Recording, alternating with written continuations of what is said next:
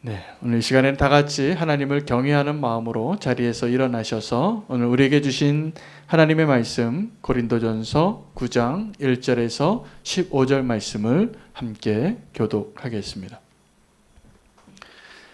내가 자유인이 아니냐, 사도가 아니냐, 예수 우리 주를 보지 못하였느냐, 주 안에서 행한 나의 일이 너희가 아니냐. 다른 사람들에게는 내가 사도가 아닐지라도 너희에게는 사도이니 나의 사도됨을 주 안에서 인친 것이 너희라. 나를 비판하는 자들에게 변명할 것이 이것이니 우리가 먹고 마실 권리가 없겠느냐. 우리가 다른 사도들과 주의 형제들과 게바와 같이 믿음의 자매된 아내를 데리고 다닐 권리가 없겠느냐. 어찌 나와 바나바만 일하지 아니할 권리가 없겠느냐. 누가 자기 비용으로 군 복무를 하겠느냐.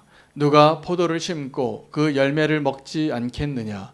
누가 양떼를 기르고 그 양떼의 젖을 먹지 않겠느냐. 내가 사람의 예대로 이것을 말하느냐. 율법도 이것을 말하지 아니하느냐.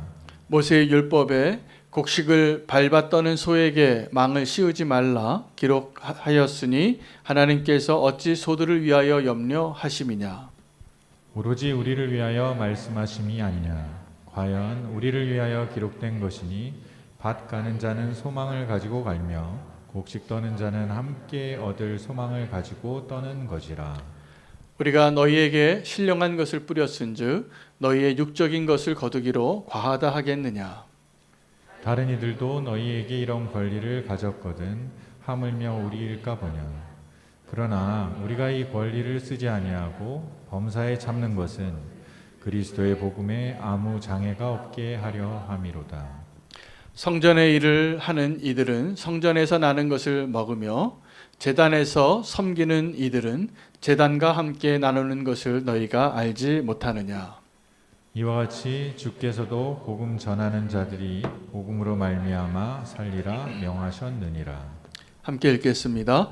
그러나 내가 이것을 하나도 쓰지 아니하였고 또 이 말을 쓰는 것은 내게 이같이 하여 달라는 것이 아니라 내가 차라리 죽을지언정 누구든지 내 자랑하는 것을 헛된 대로 돌리지 못하게 하리라. 아멘. 하나님의 말씀입니다. 자리에 앉으시겠습니다.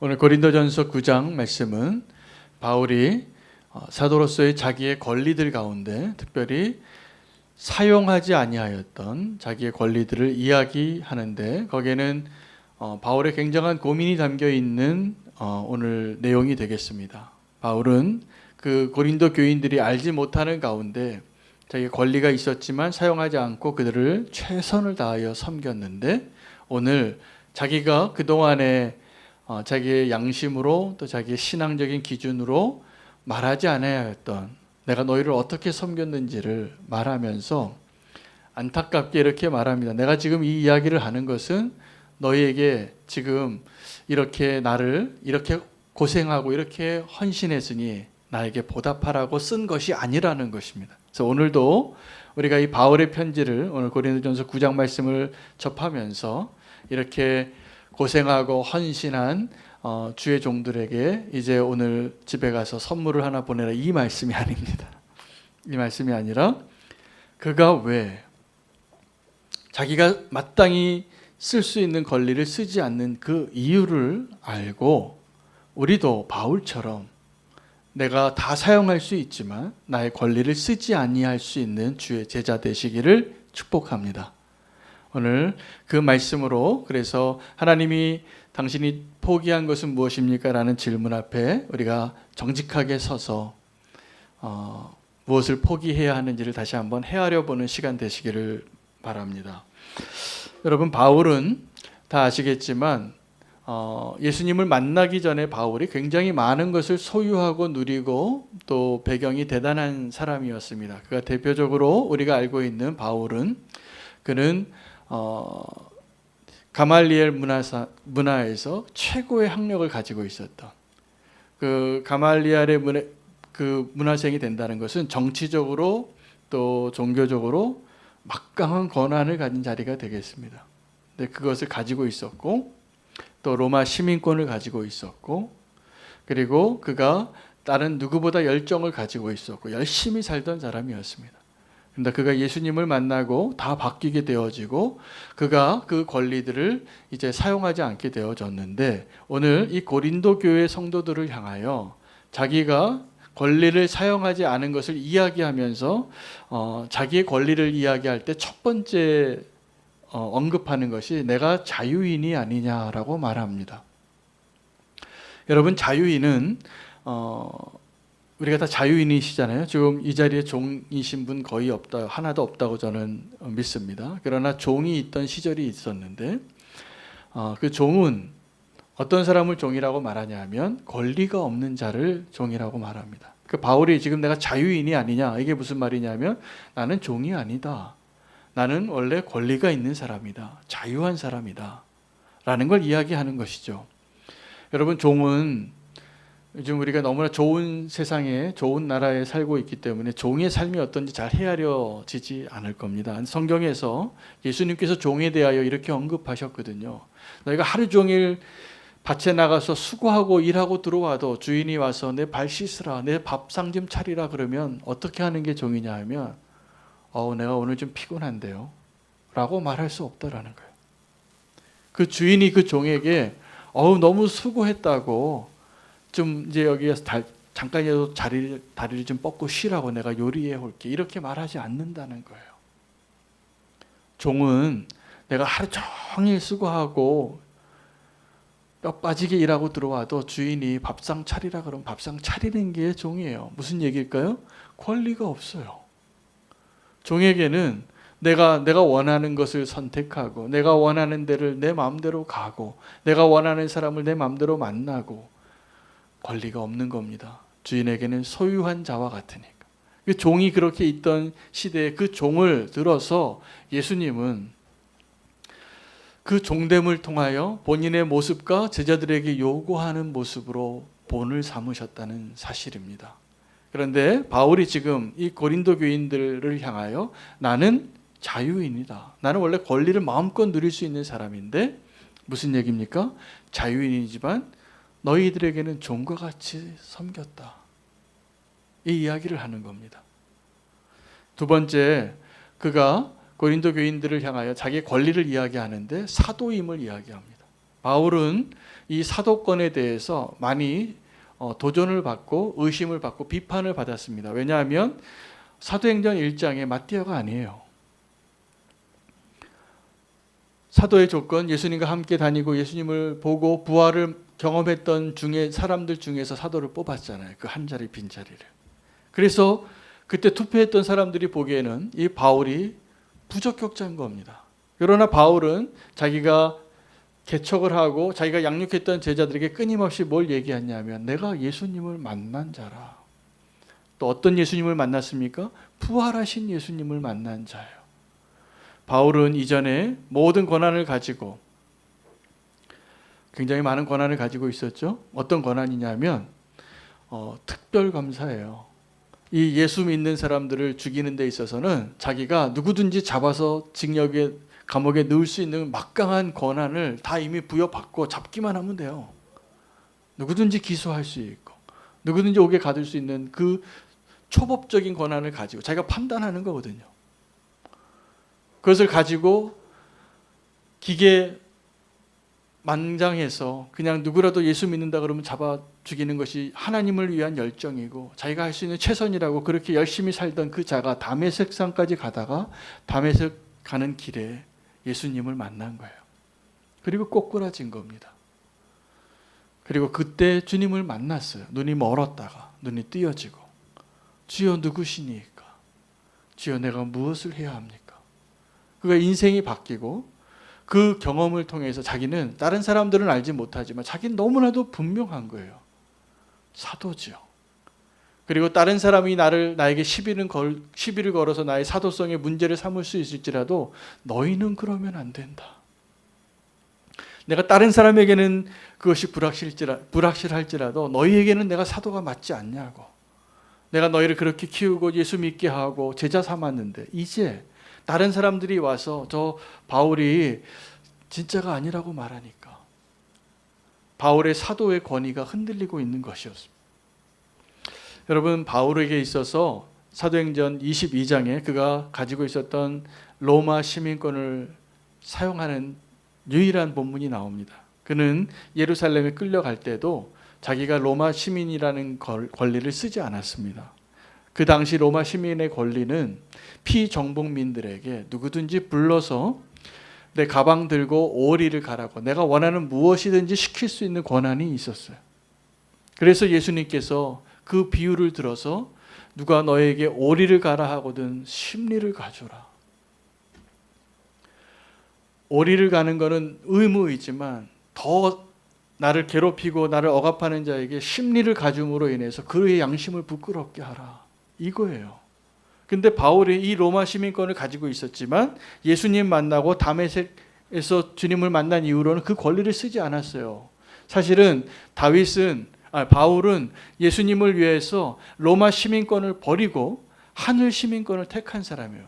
그는 이미 로마 시민권 버린 사람이었는데 이때 왜 썼냐 하면 복음을 전하기 위해서 썼어요. 자기가 복음을 전해야 되는데 사람들이 막 몰려들어서 무조건 잡아서 때리고 신문하니까 자기를 막 때리던 그 로마 병사 백부장에게 얘기해요. 당신이 로마 시민을 이렇게 재판도 열지 않고 신문도 하지 않고 매질부터 해도 되냐고. 그래서 당신 정말 로마 시민권자가 있냐고. 맞다고. 그리고 천부장이 찾아옵니다. 이 천부장은 로마 군대 1000명을 통솔할 정도면 꽤 높은 지위에 있는 군인이죠. 그 천부장이 바울에게 물어요. 그리고 나는 이 로마 시민권을 따려고 돈을 많이 썼다고. 근데 바울은 나는 날 때부터 로마 시민이었다. 바울이 배경이 괜찮았습니다. 그러나 그가 그 권리를 다 쓰지 않기로 결정한 거예요. 언제부터요? 예수님 만나고 나서부터. 그리고 이제 바울이 그 권리에 대해서 이야기하면서 3가지 예를 듭니다. 그 3가지 예가 첫 번째가 군인으로서의 예예요. 두 번째가 일꾼으로서의 권리예요. 그리고 세 번째가 성직자, 성전에서 일하는 자를 통해서 그 권리에 대해서 설명을 합니다. 첫째, 군인입니다. 여러분, 대한민국 남자들은 다 군대 갔다 오잖아요. 군대 안 갔다 오면 저녁을 같이 못 먹습니다. 할 얘기가 없어서 다 군대 갔다 왔으니까 군대 갔다 온 얘기할 때 할 얘기가 없어요. 그런데 여러분, 우리는 징병제니까 제가 일부 예배 때 징병제와 모병제를 거꾸로 설명했는데 양해해 주시고 제대로 말하겠습니다. 우리나라는 징병제이기 때문에 다 군대 가는 거예요. 군대 안 가는 사람을 우리가 용납하기가 힘들어요. 우리가 다 고생했는데 이렇게 그냥 내 젊은 날에 그렇게 군대를 갔는데, 그래서 아주 왜 밥상에서 그렇게 무시하냐 하면 군대 안 간 거를 이제 인정하고 싶지 않은 거죠. 여러분, 군인을 가는데 군에 가서 목숨을 걸고 나라를 위해서 섬기는데 존경받아 마땅하고 그 대가를 받아야 마땅합니다. 요즘은 사병들 월급도 많이 올랐더라고요. 제가 군복무 할 때보다. 근데 그것 가지고 값을 비교할 수 없습니다. 여러분, 미국에서는 징병제가 아니라 모병제이지 않습니까? 그래서 군인으로 섬기는 사람들을 미국 사람들의 마음에는 굉장히 그 군인을 존경해요. 존중해요. 그래서 제가 미국 사람은 아니지만 미국의 그 사람들이 사는 그런 영화나 드라마나 이런 사람들의 이야기를 보면 그들의 가치관 속에 나라를 위하여 군인으로 섬기는 사람을 굉장히 존경하는구나. 그 사람들께 존경하는 게 보이고 느껴집니다. 나라를 위하여 자기의 직업을 선택하고 생명을 걸었기 때문에 마땅하다고 생각합니다. 이때 당시에도 로마 제국에 바울이 고린도 전서를 쓸 때에도 동일한 나라였어요. 그래서 군인이 대가 없이 그렇게 목숨 거는 사람이 없다. 군인이라면. 그 이야기를 하는 겁니다. 군인의 권리가 있다는 것이죠. 둘째는 일하는 자의 권리입니다. 여러분, 일하는 자의 권리가 제대로 보장되지 않습니다. 왜냐하면 이 땅에는, 이 세상에는 악덕 기업주가 너무 많아요. 일한 것만큼 주려고 하지 않습니다. 왜요? 자기의 이익을 위해서예요. 그래서 이것은 우리의 죄악된 본능이기 때문에 하나님 보시기에 하나님 나라의 공의는, 그래서 항상 하나님께서 가난한 자, 고아, 과부를 돌아보십니다. 일한 만큼 그것을 우리가 보장하려는 마음이 우리 가운데 없기 때문이에요. 여러분, 하나님께서는 악독 기업주가 아니세요. 도리어 일꾼들을 불러 모으시고 포도원의 일꾼을 부르시고, 그리고 여러분, 어떤 분들은 주의 종들 가운데 좀 힘겹게 사시는 분들 보면 너무 불쌍히 하시더라고요. 그 불쌍해서 만나면 밥 한 그릇 사드리려고 하고 봉투 하나라도 좀 드리려고 그런 마음이 막 일어나시는 것 같아요. 제가 보니까 그래요. 선교사님들이 우리 교회 와도 그 고생하시는 분들 오면 성도님들이 이렇게 마음이 움직이시는 게 보여요. 하나님의 마음이죠. 그러나 착각하시면 안 됩니다. 그 선교사님들이 지금 그렇게 좀 불쌍해 보여도 불쌍한 분들이 아닙니다. 천국에서 그 밥 한 그릇 사주는 분이 비교할 수 없는 놀라운 영광의 상급을 받으실 분이에요. 하나님은 악독 기업주가 아니세요. 왠지 아십니까? 나중에 다 천국에서 보상하실 거예요. 면류관으로, 영광으로. 그때 부끄럽지 않게 되시기를 축복합니다. 하나님께서 그 권리에 대해서 이야기하실, 오늘 바울이 얘기할 때 하나님의 그 축복을 우리가 잘 헤아릴 수 있기를 바랍니다. 세 번째가 신령한 것과 육적인 것에 대한 것이에요. 바울은 내가 너희에게 신령한 것으로 뿌렸은즉 너희에게 육적인 것을 거둔다고 과하다고 할 수 있겠느냐라고 말하는 겁니다. 그러면서 이 이야기하고 너무나 얼굴이 부끄러워서 내가 죽을지언정 내가 이 얘기하고 너에게 나를 잘 대접하라고 말하는 게 아니다. 이거 잘 아셔야 됩니다. 여러분, 하나님께서 레위 지파를 기업으로 주실 때 12지파 가운데 한 지파만은 성전의 일을 돕게 하고 그들에게 땅을 주지 않았어요. 먹고 살 게 없는 거예요. 그러면 그 레위 지파가 살 수 있는 길은 정확하게 11지파가 하나님께 와서 예배할 때 그 예물의 제물 가운데 제사장의 몫이 있습니다. 넓적다리하고. 그것으로 그 레위 지파도 적지 않은 숫자거든요. 그 사람들이 레위 지파가 존재하려면, 존속하려면 이스라엘 모든 지파가 예배하고 제사를 드려야지만 레위 지파가 사는 거예요. 그래서 그 이스라엘 가운데 레위 지파가 못 살고 있다. 그거는 하나님을 경외하지 않는 거예요. 지금 이스라엘 전체가. 그렇게 일부러 하나님의 계획이었던 것 같아요. 자, 그런데 지금 바울은 자기가 목회자로서 또 선교사로서 이 고린도 교회에서 일을 했는데 그들에게 생활비를 요구하지 않았습니다. 생활비를 요구하지 않고 자비량으로 일했는데 그게 잘못된 것이냐라고 말하고 있는 거예요. 바울은 이 고린도 교인들을 향하여 아주 특별하게 헌신해서 자기의 헌신을 자기가 요구하지 않은 권리를 이야기하면서 두 가지 사도를 이야기해요. 하나는 게바를 들면서 우리에게는 게바와 다른 사도들처럼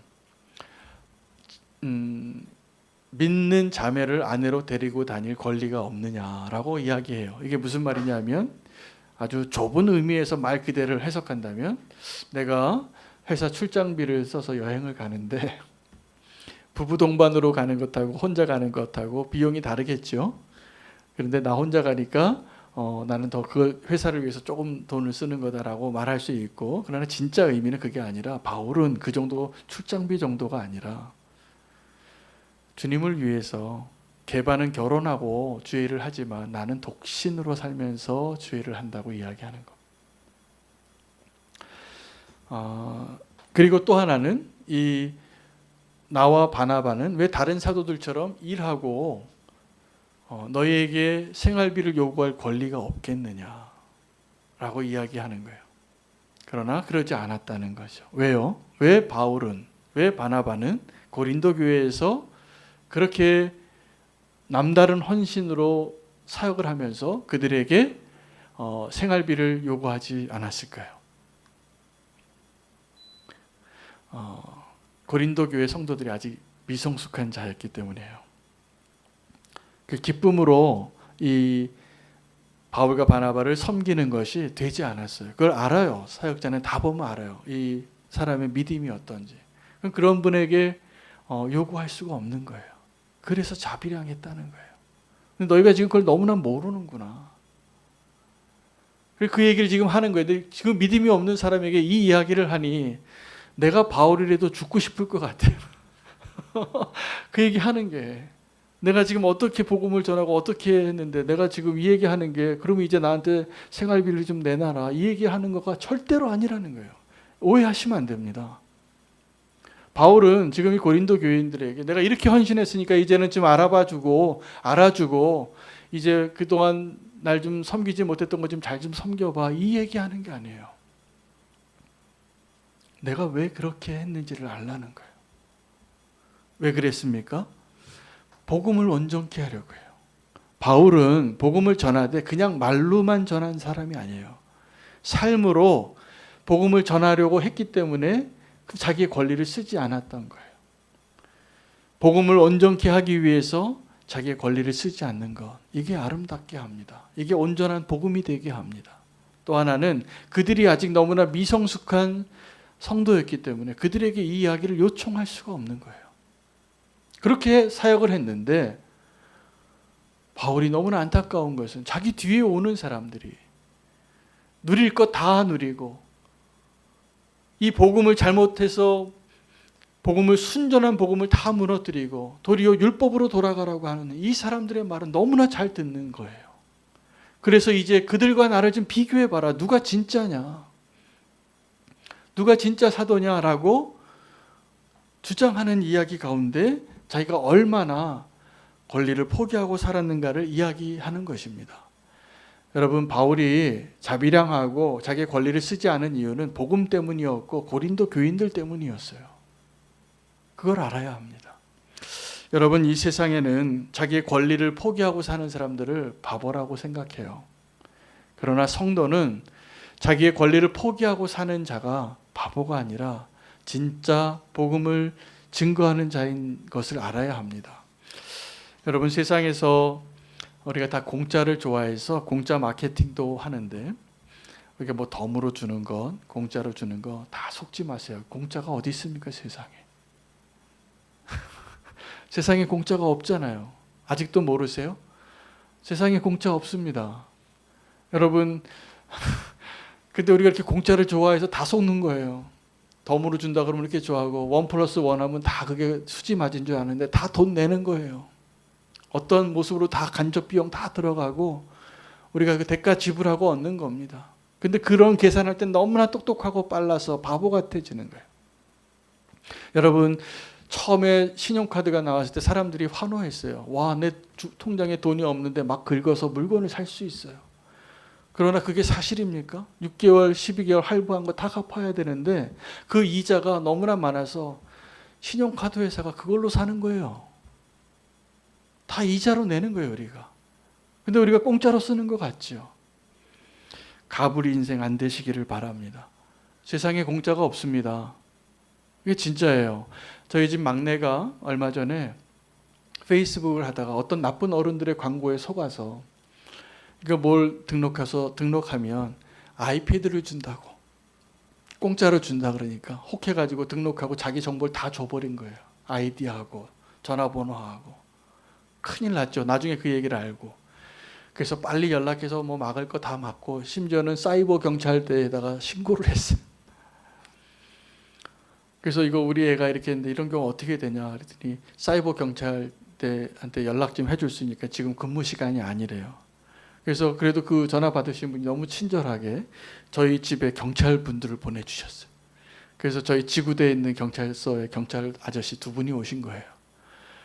이제 그 일을 가지고 막 우리가 요란을 떨고 있는데 우리 막내 아이가 경찰 아저씨까지 우리 집에 들어오니까 겁이 나가지고 눈물을 막 흘리는 거예요. 큰일 저질렀구나 내가. 사실 애가 뭘 잘못했겠어요. 공짜 좋아서 한번 눌러서 자기가 뭔지 모르고 정보 다 줬는 것뿐인데 어른이 나쁘죠. 그 사기꾼이. 그래도 그 경찰서에서 아저씨가 경찰 분들이 오셔서 별로 해준 건 없어요. 별로 해준 건 없는데, 근데 너무나 감사한 거는 그분이 우리 막내에게 인생의 교훈을 주고 가셨어요. 다 이렇게 울고 있는 우리 막내한테, 얘야, 아저씨에게 똑바로 들어. 세상에 공짜가 없어. 그 얘기를 하고 가셨어요. 근데 여러분, 저도 다시 한번 말씀드리는데 세상에 공짜가 없습니다. 믿으셔도 돼요. 근데 우리 공짜를 좋아하는 것 뿐이죠. 그래서 어떻게 더 좋은 기회가 있으면 그것만 놓치고 싶지 않아서 막 벌떼같이 몰려서 줄 서고. 여러분, 그런데 세상에 공짜가 없지만 복음은, 은혜는 공짜예요. 근데 그 공짜를 그렇게 안 좋아해요. 공짜로 주겠다고 하는데 안 와요. 주님이 초대하시는데 오지를 않아요. 이유는 공짜이기 때문이에요. 그런데 그게 진짜 공짜가 아닙니다. 우리가 지금 누리는 이 은혜, 우리가 지금 얻은 이 구원, 내가 한 것은 손톱만큼도 없지만 사실은 내가 구원을 얻기 위하여 우리가 오늘 반드시 알아야 할 것은 예수님께서 뭘 포기하셨는가요? 우리에게 구원을 주시기 위하여 예수님께서 그 높은 보좌의 자리를 포기하셨어요. 그 영광을 포기하시고 하나님의 권리를 다 포기하시고, 바울이 지금 포기한 건 비교가 안 되죠. 그거는 주님께서 그 모든 걸 포기하시고 우리 자리에 오셔서 우리가 받아야 할 그 죄의 결과를, 대가를, 죄값을 치르신 거예요. 여러분, 우리의 십자가와 예수님의 십자가를 혼돈하시면 안 됩니다. 똑같지 않아요. 절대로 같을 수가 없어요. 예수님의 십자가는 우리 죄인들, 이 땅에 있는 모든 죄인들을 구원하시기 위한 하나님의 완벽한 계획, 그 길밖에 없는 계획, 예수 그리스도의 십자가 외에는 구원받을 길이 없는 하나님의 계획이었고 예수님의 순종이에요. 이 예수님의 십자가와 어떻게 내 십자가를 비교하겠어요? 그러나 예수님은 저와 여러분에게 너희가 나를 따르려거든 자기를 부인하고 자기 십자가를 지고 나를 따르라. 여기서 말하는 자기 십자가, 뭘 말하는 거냐 하면 권리를 포기하라는 거예요. 여러분, 정말 예수님을 믿는다면 이걸 한번 오늘 헤아려 보십시오. 나 예수님 믿고 내가 포기한 권리가 있는가? 만약에 이것이 분명히 대답이 나오지 않고 이것이 확실하지 않은 사람은 죄송하지만 아직 제자의 길 시작도 안 하신 거예요. 왜냐하면 예수님은 누구든지 나를 따르려거든 자기를 부인하고 자기 십자가를 지고 따르라고 하셨기 때문에요. 그게 제자예요. 근데 내가 제자인 줄 알아요. 교회 오래 다니면 제자입니까? 직분이 장로고 목사면 제자입니까? 아니에요. 제자 아닐 수 있습니다.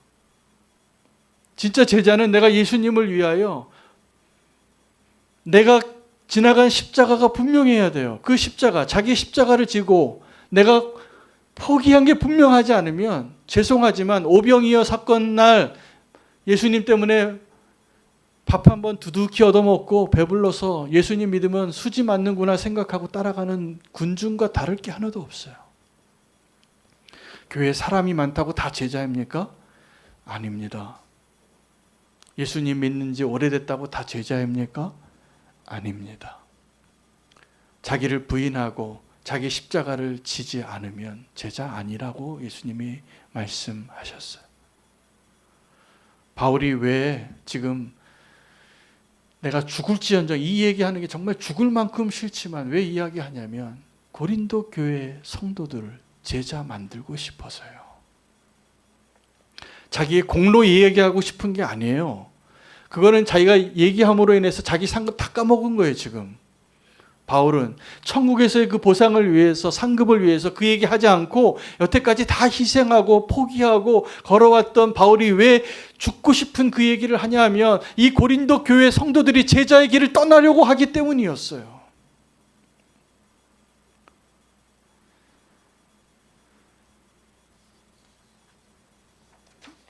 (1958년에) 미국의 한 청년 4명이 에콰도르로 선교지로 나갑니다.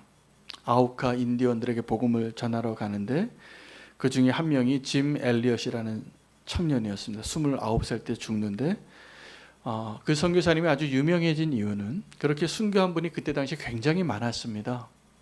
그때 SVM 운동이라고 해서 선교사로 이렇게 청년들이 헌신해서 일어났던 청년들이 많았던 끝자락에 어쩌면 그 전에 더 위대한 선교사들과 비교했을 때 그렇게 뭐 대단하지도 않은 선교사일 수도 있어요. 그러나 대단한 분이에요. 이 짐 엘리엇 선교사님이 우리 가운데 이렇게 많이 알려진 이유는 그가 남겨놓은 일기장 때문인 거 아셔야 돼요. 그가 그 마지막 날 일기에 이렇게 썼어요. 영원한 것을 위해서 영원하지 않은 것을 포기하는 것은 결코 바보가 아니다. 그 일기가 왜 우리의 마음을 울렸냐 하면 그 짐 엘리엇이 그 아우카 인디언들이 식인종이었는데 그 경비행기를 타고 4명이 내려서 그들이 환호하는 줄 알고 왔는데 창을 들고 있었어요. 근데 그들이 그 4명을 다 잔인하게 잔혹하게 죽였는데 그 죽임을 당한 청년의 손에 권총이 있었거든요. 그런데 그 청년은 총을 쏘아서 자기가 살 수 있는 기회를 포기했어요. 그리고 그 아우카 민족의 복음을 심고 그들이 나중에 예수 믿는 민족으로 바뀝니다. 권리를 포기한 거죠. 자기의 편안한 인생을 포기했고 자기를 죽이려고 달려오는 그 아우카 민족의 앞에서 자기가 마지막 살 수 있는 그때 총 쐈다고 누가 뭐라고 하겠어요. 정당방위죠. 그러나 그걸 포기해요. 그리고 영원한 것을 얻어요. 그 민족이 예수 믿고 교회가 세워져요. 여러분 우리 이런 바보 같은 짓 해보셨습니까?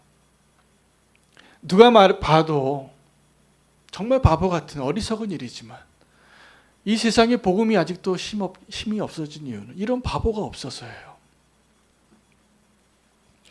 그런데 우리가 정말 바보같이 사는 거 아십니까? 영원한 것을 위하여 사는 것은 하나도 없고 그냥 이 땅에 있는 것을 위해서 죽을 둥 살 둥 열심히 사는 게 이게 얼마나 바보 같은 모습이에요. 다 없어질 건데 길어봤자 100년 가는 건데 내가 다 누리지도 못하는데 왜 그것을 위해서 사시냐고요. 바울은 자기의 권리를 포기하는 것이 기쁨이 됐던 사도였습니다. 그 바울이 이렇게 죽을지언정 내가 말하고 싶지 않은 이 이야기를 하면서 그의 마음에 있던 것을 묵상하고 헤아리다가 주님이 오늘 설교 제목이 당신이 포기한 것은 무엇입니까? 제가 오늘 이 말씀 전하려고 설교문 다 쓰고 주님 앞에 한 번 더 기도하는데 주님이 한 번 더 저에게 물어보시는 질문이 제 귀에 들려요. 윤호야, 네가 포기할 수 없는 건 뭐냐 그러면? 여러분 포기할 수 없는 건 뭡니까? 사랑하는 연인입니까? 내 생명입니까? 내 돈입니까? 내 자녀입니까? 여러분 내가 포기할 수 없는 것이 분명해야 내가 무언가를 포기할 수 있는 거 아세요? 우리가 포기할 수 없는 그 무언가가 어떤 사람에게는 돈이더라고요. 어떤 사람에게는 자기 자랑이고 성공이고 그걸 위해서 소중한 사람을 다 포기하더라고요. 정말 소중한 것을 우리가 발견하고 그것을 지키려고 할 때 우리는 다른 그 무엇인가를 소중해 보여도 그것을 기꺼이 포기할 수 있는 거예요. 여러분 제가 그 질문 앞에서 윤호야 너에게 정말 포기할 수 없는 게 무엇이냐 그 고민하다가 주님의 마음을 받았어요. 내가 뭐길래 주님께서 나를 택하셨을까? 주님 보시기에는 내가 포기할 수 없는 그 한 사람이었던 것이 분명해요. 그래서 나를 구원하신 거잖아요. 우리는 내가 누군지도 모르고 살아가요. 그냥 열심히 살아요.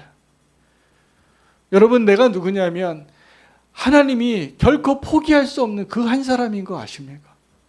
여러분 오늘 우리에게 이 마음이 있어야 새 생명 축제가 가능해요. 함께 기뻐할 수 있어요. 그 누군가를 내가 포기할 수 없어요. 주님 그분을 꼭 구원해 주셔야 돼요. 그분을 꼭 만나 주셔야 돼요. 내가 할 수 없지만 주님이 해 주셔야 돼요.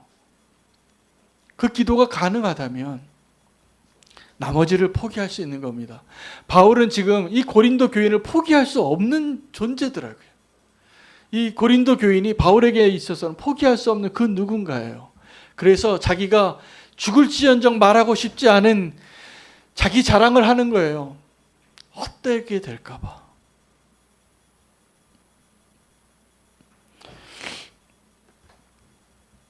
여러분, 우리가 포기할 수 없는 것이 분명해지기를 축복합니다. 하나님 더 사랑하시면 돼요. 그 하나님 사랑을 발견할 수 있는 게 우리가 정말 십자가로서 알게 되는 하나님의 은혜잖아요. 하나님 나를 그렇게 포기할 수 없으셔서 예수님을 포기하신 거예요.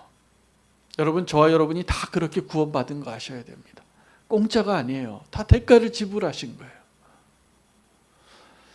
내가 그 복음을 온전히 알지 못하는데 어떻게 복음을 전하겠습니까? 오늘 바울의 마음으로 내가 포기할 수 없는 그 무언가를 다시 한번 발견하고 기쁨으로 포기하는 것이 내 삶의 방식이 되기로 결단하시기 바랍니다.